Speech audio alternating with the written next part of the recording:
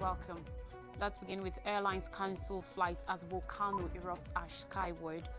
Trump signals tough stance on China with hawkish peaks. 14 dead as buzz plunges into Indus River in northern Pakistan. U.S. targets Iranian-backed fighters in Syria for a second day. And Trump appoints Ramaswamy to lead new efficiency department. Stay with me for these and more stories. A natural disaster. Many airlines have cancelled flights between Australia and Indonesia's Bali after a close-by volcano emitted ash up to 10 kilometers 6 miles into the sky. On Wednesday, Jetstar and Virgin Australia said all flights to and from the Indonesia resort island's capital Denpasar have been cancelled due to the eruption of Mount Lowotobi Laki-Laki. Qantas said a number of flights had been disrupted and affected customers will be notified directly and provided with other options. Flight tracking website Flightradar24 also indicated that AirAsia flights to the island have also been cancelled.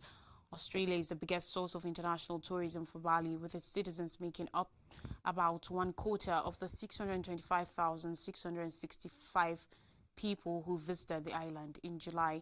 Mount Lowotobi Laki-Laki, located around 500 kilometers 311 miles east of the Bali of the island of Flores, has erupted recurrently since November 3rd. According to Indonesian authorities, at least 9 people have been killed due to the volcanic activity and 31 others wounded and over 11,000 evacuated. Indonesia's Center for Volcanology and Geological Disaster Mitigation said eruptions on Friday spewed the tallest column of ash yet, with plumes stretching 10 kilometers 6 miles into the sky. Indonesia is susceptible to volcanic eruptions and earthquakes due to its location in the Pacific Ring of Fire, a horseshoe-shaped zone that traces the meeting points of numerous tectonic plates. Donald Trump, United States President-elect, is filling his incoming administration with figures known for their hawkish opinions on China, indicating a hard line on Beijing in areas ranging from national security to trade. On Tuesday, Trump nominated former Director of National Intelligence John Ratcliffe to head the Central Intelligence Agency, Fox News host and Army veteran Pete Hegseth as Secretary of Defense, and Florida Congressman Michael Watts as National Security Advisor. The president-elect on Monday named Elle Stefanik, a congresswoman who represents a House of Representatives seat in New York, as his pick for United Nations ambassador. Meanwhile, Florida Senator Marco Rubio is extensively anticipated to be tapped for Secretary of State. All 5 are known for viewing the U.S. and China as being locked in a mini-Chian tussle for power and advocating a hardline towards Beijing.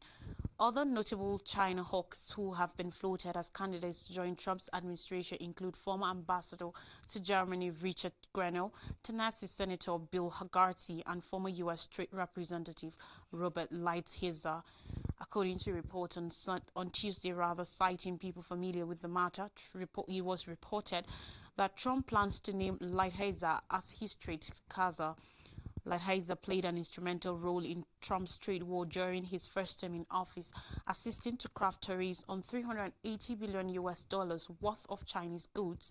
He could play a similar role again if Trump chooses to make good on his campaign pledge of imposing tariffs of 60% or more on Chinese goods and a 10 to 20% tariff on all other imports.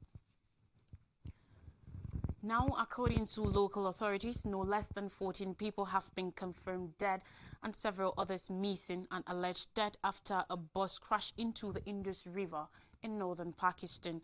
The driver lost control of the vehicle when traveling at high speed, according to a statement for authorities in the Gilgit-Baltistan region where the accident happened on Tuesday.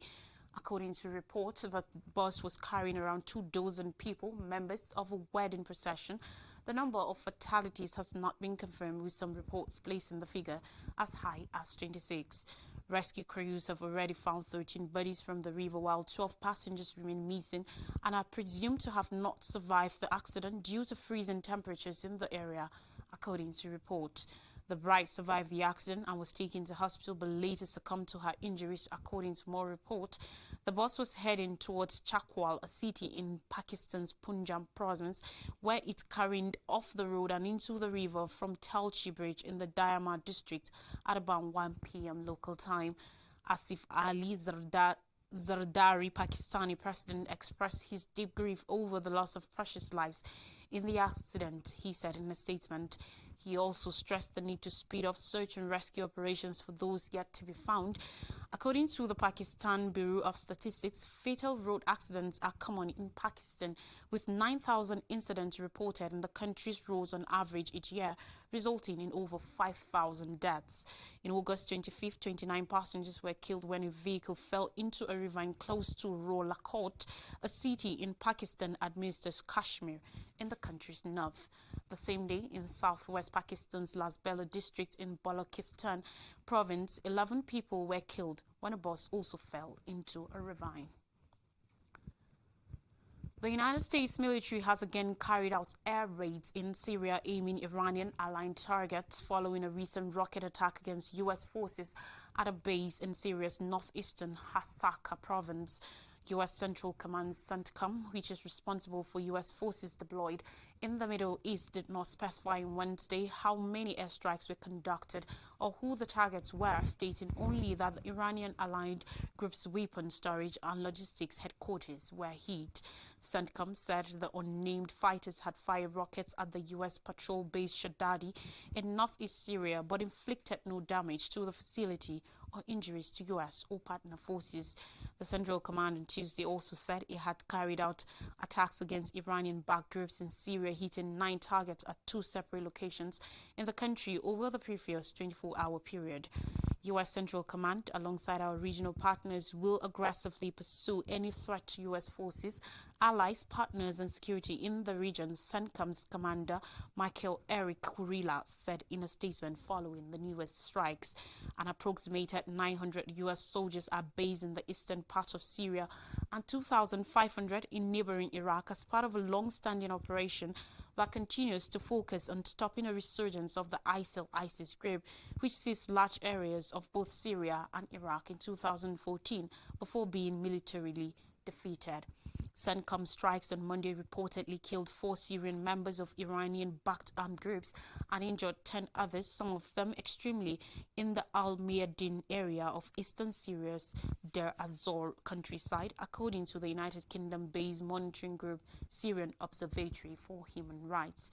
CENTCOM did not specify the locations of their separate attacks in Syria. Then, U.S. President Donald Trump ordered the withdrawal of all U.S. forces from Syria in 2018 on the grounds that ISIL had been defeated.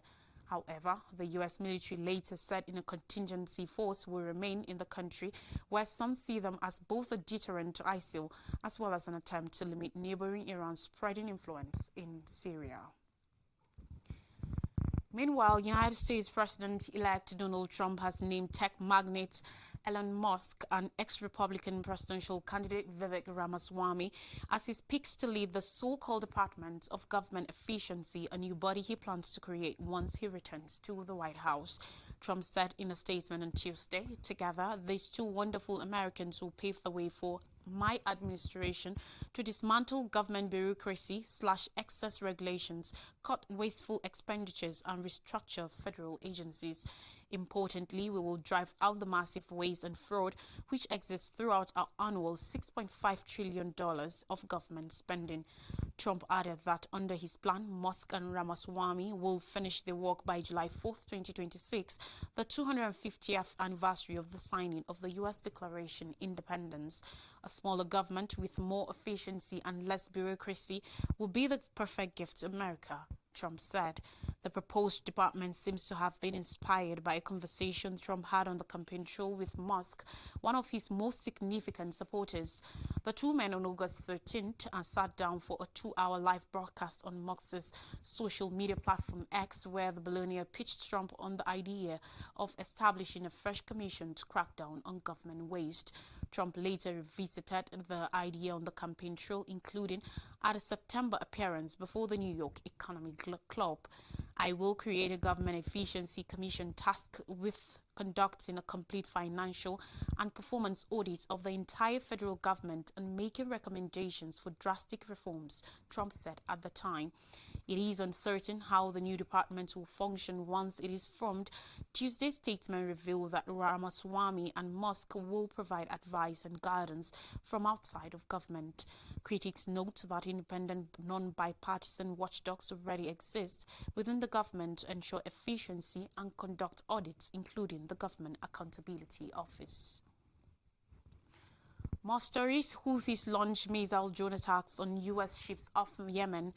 The Pentagon has confirmed U.S. warships came under constant missile and drone attack from Houthi fighters as they sailed off the coast of Yemen, with the armed group claiming it attacked the U.S. aircraft carrier Abraham Lincoln and 2 U.S. destroyers. The United States Military Central Command CENTCOM forces successfully repelled multiple Iranian-backed Houthi attacks during a transit of the Bab al-Mandeb Strait, which links the Red Sea to the Gulf of Aden, Pentagon spokesperson Air Force Major General Patrick Ryder said on Tuesday. Ryder said, according to reports, that 2 U.S.-guided missile destroyers, the USS Stockdale and USS Proance, were attacked by at least 8 one-way attack drones, 5 anti-ship ballistic missiles, and 3 anti-ship cruise missiles. All the Houthi drones and missiles were successfully engaged and defeated, and neither of the U.S. Navy ships were damaged or personnel hurt, he said. Ryder added that he was not aware of any attacks against the aircraft carriers USS Abraham Lincoln. Early on Tuesday, Houthi fighters announced that they had carried out 2 specific military operations against the U.S. Navy in an assault lasting 8 hours. The first operation targeted the American aircraft carrier Abraham, located in the Arabian Sea with a number of cruise missiles and drones, Houthi military spokesperson Yahya Sarria said in a statement.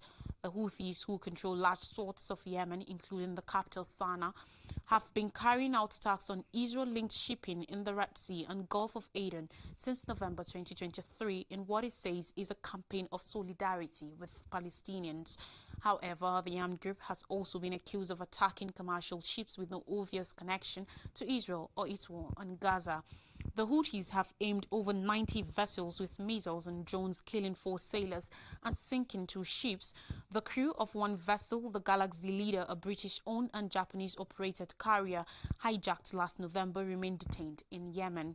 The Yemeni group has demanded that Israel end its war in Gaza as a condition for stopping the attacks, which had severely disrupted trade in one of the world's busiest maritime routes.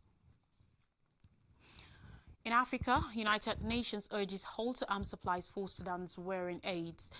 The United Nations has said sustained weapons supplies to Sudan's belligerent military and paramilitary forces are enabling the slaughter and must stop, with civilians bearing the brunt of the war. Both the Sudanese Armed Forces SAF and the Paramilitary Rapid Support Forces RSF are intensifying their military activities and recruiting new fighters triggered by considerable external support and a steady flow of arms, said Rosemary DiCarlo, the United Nations Under-Secretary General for Political and Peacebuilding Affairs. She told the United Nations Security Council late on Tuesday, without naming any of the countries or parties sending weapons, that, to put it bluntly, certain purported allies of the parties are enabling the slaughter in Sudan. This is unconscionable, it is illegal, and it must end. Sudan plunged into civil war on April 15, 2023 as a result of a power struggle between the RSF led by Mohamed T. Dagalo and SAF Chief Abdel Fattah al-Burhan. The United Nations says that the war has killed over 24,000 people and produced a humanitarian crunch that has displaced 11 million people. Of them, closely 3 million people have fled to neighboring countries in the war's worst displaced crisis. Both sides, especially the RSF, have been accused of war crimes and massacres, which they deny. The paramilitary group, which faces several allegations of ethnic cleansing in areas, including West Darfur, claims rogue parties are behind the attacks. DiCarlo said it is long past time for the rival warring parties to come to the negotiating table, but added that they appear convinced they can win on the battlefield, something that is driven by outside support. The SAF and RSF both think they can win the war in Sudan, intensifying operations, recruiting new fighters, and escalating attacks attacks. Some of their external backers who provide weapons and other support are enabling the slaughter, and this must stop. Sudan's government has accused the United Arab Emirates of arming the RSF. The Gulf nation has refuted the allegations. The RSF has also reportedly received armed backing from Russia's Wagner mercenary group. United Nations experts said in a report earlier this year that the RSF has received aid from Arab allied communities with military supply lines running through neighboring Chad, Libya, and South Sudan. We take a quick break now, and when we come back, I'll bring you stories from Nigeria. Please don't go anywhere.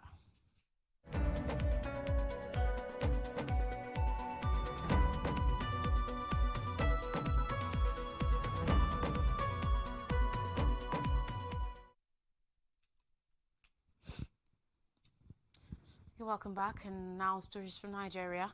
Edo Guba Okpegbolo takes oath, reveals 5-point plan. Monday, Okpegbolo, the newly elected governor of Edo State, who was sworn in yesterday, revealed his administration's 5-point agenda with a pledge to deliver them in the next 4 years. The governor divulged this in Benin City, the state capital, after his swearing-in ceremony. The governor listed security, infrastructure and road development, affordable healthcare, water and food sufficiency, and value-driven education across the state. While praising Edo people for their unwavering support, the governor vowed not to betray the people. For me, this is a humbling moment made possible by you all, his words. I want to use this opportunity to thank you for your peaceful conduct during the 21st September 2024 governorship election. Today, you have officially given me the mandate to preside over our dear state as governor for the next 4 years. We will be firm in dealing with criminals and boost the security of our land so that farming and other business activities will flourish again. And finally, on the news on education, ASU says World Bank, IMF undermining Nigeria's public universities. The Academic Staff Union of Universities, ASU, has blamed the World Bank and the International Monetary Fund, IMF, of working insistently to destroy Nigeria's public education system. The union also lamented the stall in the renegotiation of its 2009 agreement with the federal government, noting that in spite of the many memoranda of understanding MOUs and memoranda of action MOAs, the ASU FGN 2009 agreement was yet to be renegotiated and finalized. Professor Emmanuel Osodeke, president of ASU, stated this on Tuesday in Abuja during the union's Heroes Day 2024 to 2025 ceremony. He regretted that the situation had been further complicated by the enforcement of the Integrated Personnel and Payroll Information System IPPIS in public universities, even after the Federal Executive Council FEC had announced plans to remove the system from tertiary education institutions. Osodeke also stated concern that the federal government was still unjustly withholding the union's 3.5-month salaries, in addition to arrears of wages, promotions, and the end academic allowance EAA, which remained outstanding. Speaking further at the event where ASU honored where it described as its past and living heroes, Osodeke commended the union's members nationwide for their courageous comradeship and sacrifices to the cause of our union, which forever resonates with the emancipation of Nigerian public university education and the suffering Nigerian people. He announced that the union will be offering PhD grants to some of its members across various public universities in the country. The grants, valued at 500,000 naira per recipient, will be awarded based on a rigorous assessment of members' proposals by experts in their respective disciplines. He alleged that at the state level, ASU members are still being punished for fighting for the interests of members and the university system.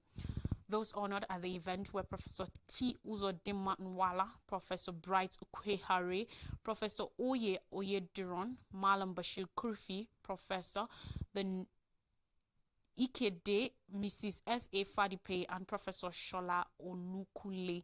Others included Nasir Hussain, Tunde Oduleye, Professor Rashid Abubakar, Akin Oyebode, Mustafa A.